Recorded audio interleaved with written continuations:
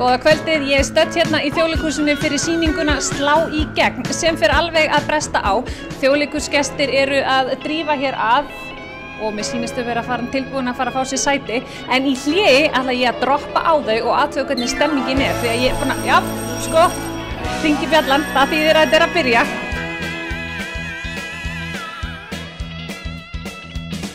Jæja, Steppi, hvernig er það skemmt ykkur? Þetta er bara geggjað. Mjög vel. Það er ekki.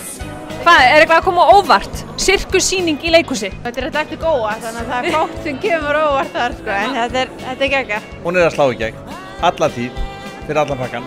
Þetta var bara algjört æði, bara frá byrjun til enda. Mér finnst Hilmir Snær alltaf jafn sjúklega hot. Það var æðislega, ógeðslega gaman.